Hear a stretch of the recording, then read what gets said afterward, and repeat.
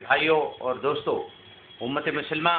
کے کنسیپٹ پر، اس امت مسلمہ کے تصور پر قرآن مجید کے اندر اور احادیث مبارکہ کے اندر بہت زور دیا گیا ہے۔ اسی طرح سے اس امت کے حیات ترکیبی جو ہے اس کے بھی 3 بیسکس ہیں۔ نمبر 1 مثالی رہنما،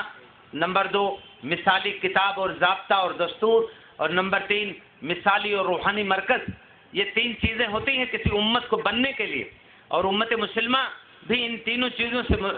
مرکب ہے، انہی تینوں چیزوں سے اس کی حیت مرتب ہوتی ہے۔ نمبر 1 مثالی قیادت، روحانی قیادت، اور وہ قیادت ہے محمد رسول اللہ صلی اللہ علیہ وسلم کی۔ اور پھر مثالی ضابطہ، مثالی کتاب، مثالی دستور زندگی کا، وہ دستور ہے قرآن مقدس۔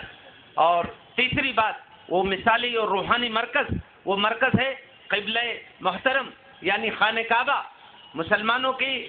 پولیٹیکل سینٹرز تو دنیا میں تاریخ میں بدلتے رہے ہیں، کبھی مدینہ منورہ ہے، کبھی کوفہ ہے، کبھی بغداد ہے، کبھی استنبول ہے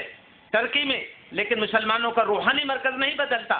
اقبال نے بڑی عجیب بات کہی کہ دنیا کے بتکدوں میں پہلا وہ گھر خدا کا، ہم اس کے پاسباں ہیں، وہ پاسباں ہمارا، وہ ہماری پاسبانی بھی کرتا۔ اس نے محمد رسول اللہ صلی اللہ علیہ وسلم کی ریاست اور آپ کے ختمیت کو وہاں بھی سوالیہ نشان بنایا۔ جب ایک شخص نے اٹھ کر کے ایک جھوٹے نبی ہونے کا دعویٰ کیا تو اس کے خلاف جب علماء اسلام بالکل منضبط ہو گئے، متحد ہو گئے پوری دنیا کے اندر، اس کو خارج اسلام قرار دیا، تو ان قادیانیوں نے گھبرا کر کے اس زمانے میں قادیان میں بہت بڑی کانفرنس منعقد کی۔ اس کانفرنس کے اندر ہمارے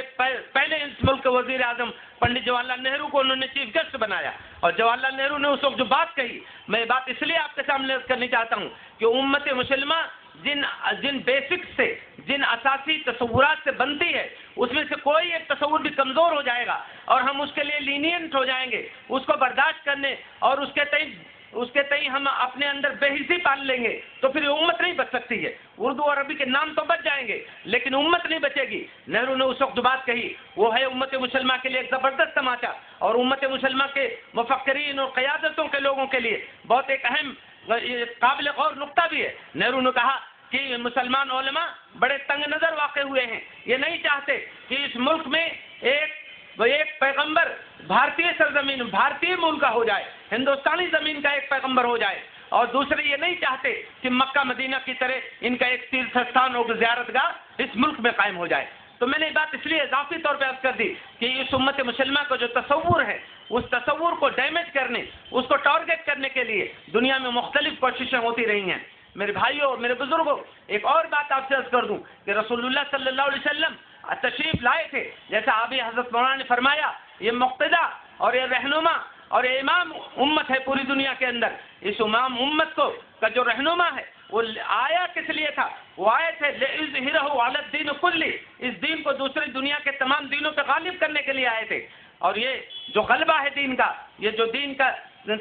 جو اس کی تمکنت ہے، اس کا تمکن قائم ہونا چاہیے دنیا کے اندر، اس دین کے تعلق سے یہ بات ذہن میں رہنی چاہیے کہ فرمایا گیا تَأْمُرُونَ بِالْمَعْرُوفِ وَتَنْهَوْنَ عَنِ الْمُنكَرِ، تم بھلائیوں کو حکم دیتے ہو اور برائیوں سے روکتے ہو۔ یہاں اہل زبان بھی بیٹھے ہیں، جب اس بات کو پھیلایا جائے گا تو اس میں یہ بات آ جائے گی کہ بھلائیوں کا حکم دینے کے لیے خود بھلائیوں پہ قائم رہنا ضروری ہے، اور پھر بھلائیوں کا حکم دینے کے لیے طاقت کا ہونا ضروری ہے۔